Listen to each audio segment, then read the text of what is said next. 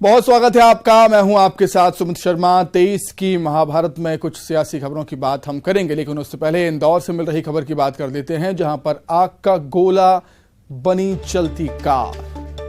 Bypass पर चलती car में अचानक से आग लग गई। ड्राइवर और साथी ने कूद कर अपनी जान बचाई है। डैशबोर्ड पर शॉर्ट सर्किट के बाद आग लगी थी।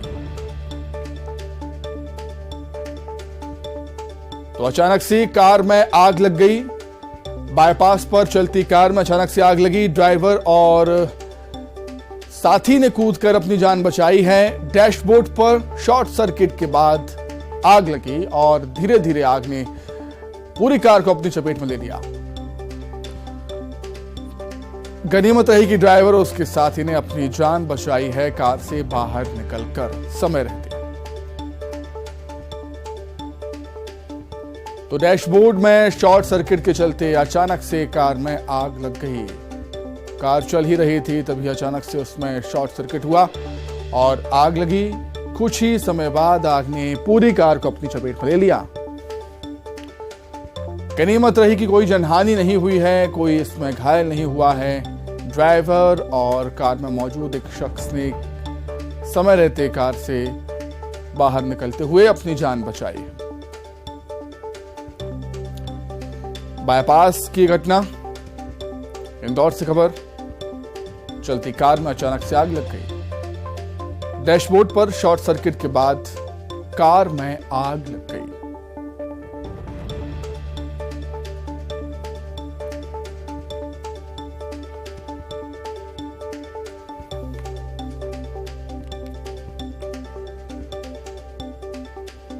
तो समय रहते ड्राइवर और उसके साथी ने कार से बाहर निकलकर अपनी जान बचाई है और धीरे धीरे आग ने पूरी कार को अपनी चपेट में ले लिया था।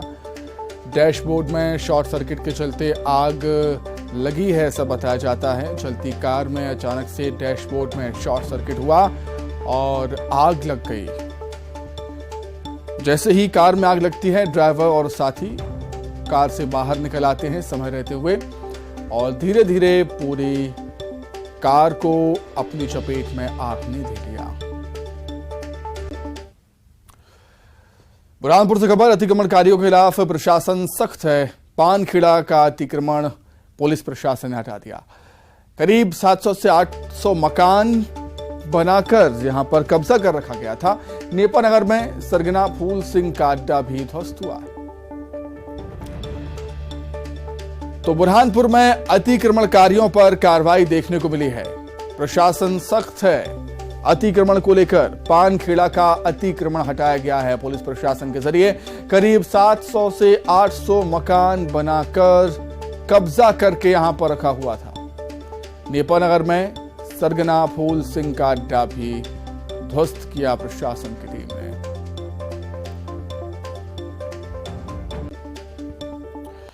उज्जैन से खबर, नागदा के खाचरौद में पति ने पत्नी की हत्या की। खेत में काम करने के दौरान इस वारदात को अंजाम दिया। हत्या के बाद पति ने भी जहर खा लिया। पति और पत्नी की मौत हो गई है। पुलिस मामले की जांच में जुटी हुई है।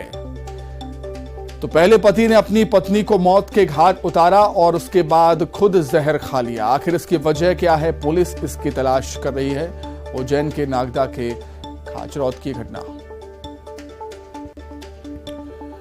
खबर सीहोर से, वेयरहाउस में खुले रखे गेहूं भीग गया है बारिश में। चंदेरी सहकारी समिति का वेयरहाउस, खराब मौसम की चेतावनी थी, फिर भी गेहूं को सुरक्षित नहीं रखा गया। लापरवाही की वजह से पानी में गेहूं भीग गया है, जो अब निश्चित तौर पर खराब हो जाएगा। तो सीहोर से खबर आपको बता रहे हैं, वेयरहाउस के बाहर खुले में रखा हुआ गेहूं बारिश में भीग गया। वहीं दमोह में आकाशीय बिजली गिरी है, पिता और बेटे की मौत हो गई। पथरिया थाने इलाके में दर्दनाक हादसा हुआ। उमरा गांव के रहने वाले थे राधे और अनिल। हादसे में 2 बच्चे भी जख्मी हुए हैं। तेज आंधी और बारिश के बीच आकाशीय बिजली गिरी।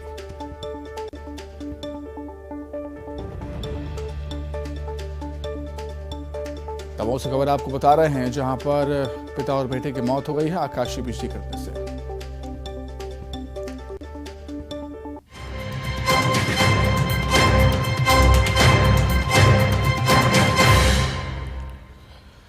चलिए बात करेंगे 23 की महाभारत की। मध्य प्रदेश में इस साल होने वाले विधानसभा चुनाव में कांग्रेस और बीजेपी सत्ता तक पहुंचने के लिए युवाओं को सबसे सफल सीढ़ी मान रही हैं।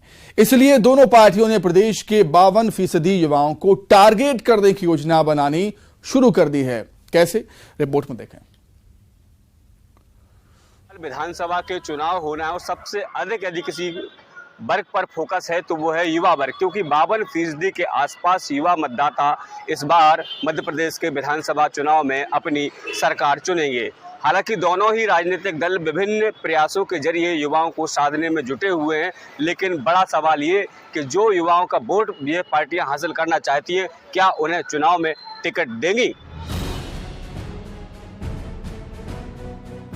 इस साल होने वाले एमपी विधानसभा चुनाव में युवा वोटर्स की अहम भूमिका रहने वाली है, क्योंकि एमपी में इस बार युवा मतदाताओं की संख्या लगभग 52% है। यही कारण है कि प्रदेश की दोनों ही प्रमुख सियासी दल युवाओं को साधने में जुट गई है। प्रदेश सरकार एक तरफ युवा नीति, लगातार रोजगार और स्वरोजगार योजना चलाकर युवाओं को अपनी ओर रिझाने में जुटी हुई है। वहीं युवाओं को टिकट देने की बात पर कांग्रेस ने बीजेपी पर निशाना साधा है और कहा कि बीजेपी युवाओं को राजनीति में लाकर उनका भविष्य खराब करने का काम करती है। लंबे समय तक युवा पार्टी में काम करते हैं तो उन्हें उम्र का हवाला देकर टिकट नहीं दिया जाता। भाजपा ने पूरे देश में, मध्य प्रदेश में लाखों करोड़ों युवाओं का भविष्य बर्बाद किया है। जो उनके राजनीतिक दल से जुड़े लाखों युवा, पहले तो उनको भुलावे में रखा जाता है कि आप पार्षद बनोगे, विधायक बनोगे, और वो बेचारे पोस्टर लगाने लगते हैं, लिखते हैं भाजपा युवा नेता। 40 साल तक वो युवा बने रहते हैं। इसके बाद कहते अब तुम वरिष्ठ हो गए, विधायक की बात करो, तो फिर वो लिखते हैं भाजपा वरिष्ठ नेता। 55 में जाके कहते अरे अब तुम तो रिजेक्ट हो गए, अब दूसरे युवाओं को आगे आने तो बेचारे वो कार्यकर्ता टाट पट्टी बिछाते रहते हैं। जीवन भर उनका जीवन निकल जाता है, ना तो वो रोजगार प्राप्त कर पाते, ना घर की जिम्मेदारियों का निर्वहन कर पाते हैं। और यही भारतीय जनता पार्टी का ये कहते हैं हिडन एजेंडा है, युवाओं के भविष्य को बर्बाद करने का।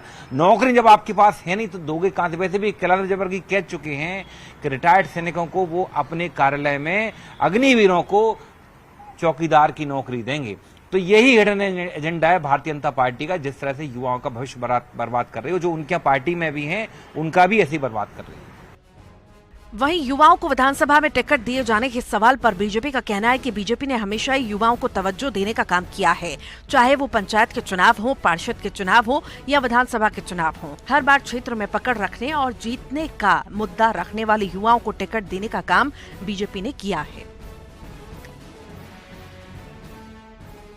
मुझे लगता है कि बीते चुनाव जो विधानसभा के हों, लोकसभा के हों, उनकी औसत आयु निकालकर आप देख लीजिए, आपके प्रश्न का उत्तर मिल जाएगा। भारतीय जनता पार्टी मध्य प्रदेश में विधानसभा चुनाव में अपेक्षाकृत युवाओं को अधिक स्थान दिया गया है, प्रत्याशी बनाने का काम भी किया गया है। संगठन हो या सरकार, आप देखेंगे कि औसत आयु कहीं कम है जिनको स्थान सरकार और संगठन में मिला है। और जो जीतने की संभावनाएं, जनता की अपेक्षाएं और कार्यकर्ता की भावनाएं होंगी, उस अनुरूप टिकट मिलेंगे। इसमें उम्र का कोई विशेष कारण नहीं होता। लेकिन मैं फिर दोहराता हूं, हमारे पार्टी में सर्वाधिक युवा प्रत्याशी रहे हैं अपेक्षाकृत कांग्रेस के। इस साल होने वाले एमपी विधानसभा चुनाव में सियासी दल युवाओं को ज्यादा से ज्यादा टिकट देने के मूड में हैं, क्योंकि उनको लगता है कि इससे युवाओं का वोट पार्टी से युवा नेता जुगाड़ कर सकेगा। शैलेंद्र भदौरिया, न्यूज़ 18 भोपाल। मध्य प्रदेश में चुनावी साल आते ही राजनीतिक महारथियों का फोकस कास्ट पॉलिटिक्स पर मुड़ गया है। बीजेपी और कांग्रेस ने अपना कास्ट प्लान तैयार कर लिया है और जमीनी स्तर पर काम करना भी शुरू कर दिया है। देखिए इस रिपोर्ट में। एमपी की सियासत में जाति समीकरणों को साधने में कौन सा दल आगे है?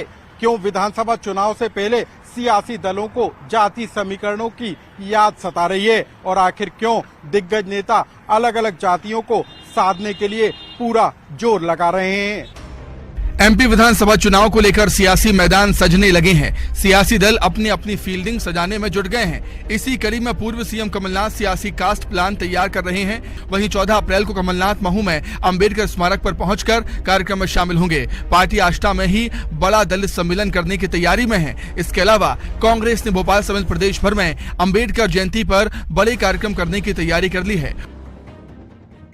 बिल्कुल जाएंगे। कमलनाथ जी यादव सम्मेलन में जाते हैं, ब्राह्मणों के सम्मेलन में जाते हैं, रोजा इफ्तारी में जाते हैं, मंदिर बनवाते हैं खुद अपने खर्चों से, मगर उनका धर्म और उनकी आस्थाएं प्रदर्शित नहीं होती हैं। वो आस्था का केंद्र है।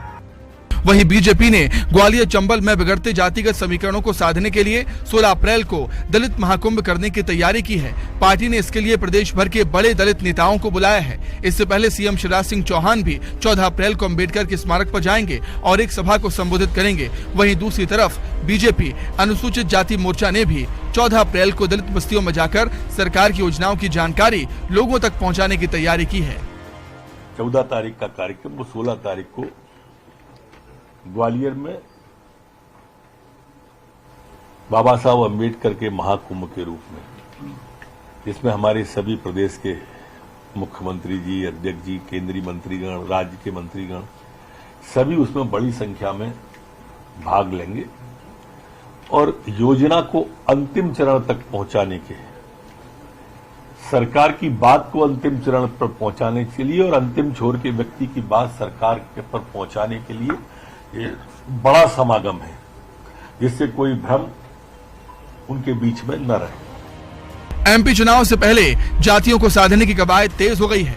बीजेपी कांग्रेस दोनों ही सियासी दल समाज को जोड़ने के प्लान पर काम करते हुए नजर आ रहे हैं। यही वजह है कि एमपी विधानसभा चुनाव से पहले प्रदेश में कास्ट पॉलिटिक्स जोर पकड़ रही है।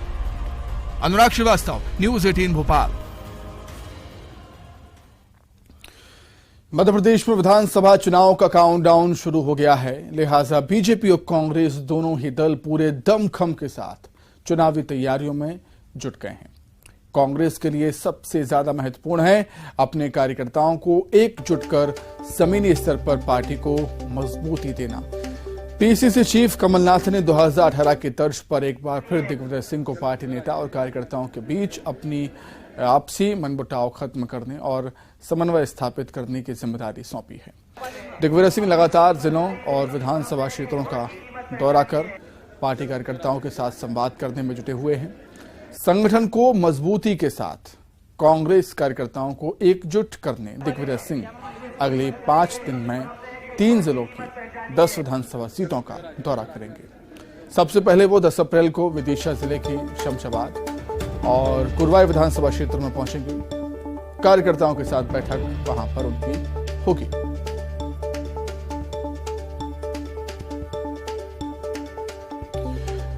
तो एक बार फिर से भरोसा जताया है पीसीसी अध्यक्ष कमलनाथ ने सीनियर लीडर कांग्रेस के दिग्विजय सिंह पर। दिग्विजय सिंह राजनीति के चाणक्य कहे जाते हैं, मैनेजमेंट के महारथी भी कहे जाते हैं। दिग्विजय सिंह मुख्यमंत्री भी रह चुके हैं मध्य प्रदेश के, और यही वजह है कि एक बार फिर से पीसीसी अध्यक्ष कमलनाथ ने कांग्रेस ने उन पर भरोसा जताया है रूठों को मनाने के लिए और पार्टी को एकजुट करने के लिए, समन्वय स्थापित करने के लिए, और जो आपसी मनमुटाव कांग्रेस में है, पार्टी में है, उसको खत्म करने के लिए। एक बार फिर से दिग्विजय सिंह मैदान में है। विधानसभा चुनाव के मद्देनजर 5 दिन में 3 जिलों की 10 विधानसभा सीटों पर वो दौरा करेंगे। 10 अप्रैल को विदिशा जिले की शमशाबाद और कुरवाई विधानसभा पहुंचेंगे और इसी तरह कई जिलों का दौरा भी पूर्व सीएम दिग्विजय सिंह कांग्रेस के वरिष्ठ नेता करने वाले हैं। और काम होगा समन्वय स्थापित करना, कार्यकर्ताओं से, नेताओं से जिलों में मुलाकात करना, समस्याएं जानना कि आखिर संगठन में क्या कुछ समस्याएं हैं और अगर कुछ मन मुटाव है तो उसको सुलझाने की जिम्मेदारी भी दिग्विजय सिंह की। जहां तक आदरणीय दिग्विजय सिंह जी के बुंदेलखंड दौरे की बात है तो दिग्विजय सिंह जी एक ऐसे नेता हैं, सिर्फ बुंदेलखंड ही नहीं, प्रदेश के हर जिले में, ब्लॉक में, ग्राम में दिग्विजय सिंह जी का वहां के प्रमुख लोगों से, आम लोगों से सीधा संवाद है। ये सौभाग्य 18 साल से सरकार में मौजूद शिवराज सिंह चौहान जी को भी प्राप्त नहीं है और जहाँ तक भाजपा उनके बारे में दुष्प्रचार फैलाती है, उनको अब क्या कहती है, तीली कहती है, माचिस कहती है, तो ये हम नहीं जानते। ये इस तरह की भाषा भाजपा ही जाने। हम तो ये मानते हैं कि दिग्विजय सिंह जी एक वो शख्सियत हैं जिनका नाम सुनते ही भारतीय जनता पार्टी में सांप सूंघ जाता है। कमलनाथ जी ने दिग्विजय सिंह जी को जवाबदारी दी है कि वो मध्य प्रदेश की विधानसभा क्षेत्रों में घूमे, रूटों को मनाएं। लेकिन भारतीय जनता पार्टी के लिए तो खुशी की बात है, क्योंकि जब जब दिग्विजय सिंह घूमते हैं उनका चेहरा ध्यान आता है तो लोगों को वही बीमारू प्रदेश याद आता है जो उनकी सरकार के समय था। किस प्रकार से अंधकार वाला प्रदेश था कि जहां लाइट के पते नहीं थे, लालटेन युग याद आता है। वही सड़कें याद आती जहां सड़कें कम, गड्ढे ज्यादा होते थे। वही उनके बयान याद आते हैं जिसमें वो व्यापारियों को चोर कहते थे, चुनाव मैनेजमेंट से जीते जाते कहते थे, किसी की जरूरत नहीं, अधिकारी कर्मचारियों के प्रति अपमानजनक भाषा का इस्तेमाल करते थे। वो सारी बातें याद आती है। और जिस प्रकार से उनके भगवा आतंकवाद को लेकर और जिस प्रकार से उनके तुष्टीकरण के बयान है, वो सारे याद आते हैं। आपका पसंदीदा और लोकप्रिय चैनल न्यूज 18 मध्य प्रदेश छत्तीसगढ़ सभी डीटीएच प्लेटफॉर्म्स और लोकल केबल पर अवेलेबल है। स्क्रीन पर दिखाए जा रहे डीटीएच प्लेटफॉर्म और केबल, लोकल केबल के नंबर के जरिए आप न्यूज 18 मध्य प्रदेश छत्तीसगढ़ को आसानी से ट्यून कर देख सकते हैं और मध्य प्रदेश छत्तीसगढ़ की सभी बड़ी खबरों से अपडेट रह सकते हैं।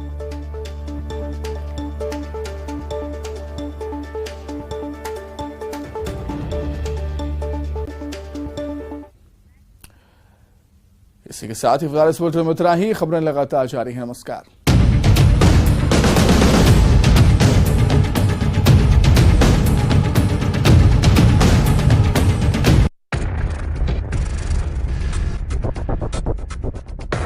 आपने अपनी किताब में भी इसका जिक्र किया है, अपनी आत्मकथा में भी लिखा है कि कांग्रेस की बहुत बड़ी प्रॉब्लम है कि कांग्रेस में चाटुकारिता ने केंद्रीय स्थान ले लिया है। सही बात। मैं कई आदमियों को जानता हूं जिन्होंने हमारे साथ बात की है, घंटे घंटे ये डुबो देगा, लेकिन वो सबसे ज्यादा मीडिया में बोलते हैं। बीजेपी ने बोला कि कांग्रेस में ही कांग्रेस के कुछ लोग राहुल जी को निपटाना चाहते हैं। 90% जो उनके साथ है वो उनका विरोधी है। सवाल आता है कि आपने तब नहीं बोला, अब क्यों बोल रहे हैं? तब बोला क्या, जहां बोलना था वर्किंग कमेटी में बोला। लेकिन और दूसरी बात जी, कि हम लोगों से सलाह ही कौन लेता था। क्या आपको लगता है मोदी के आने के बाद कांग्रेस में क्या बदल गया?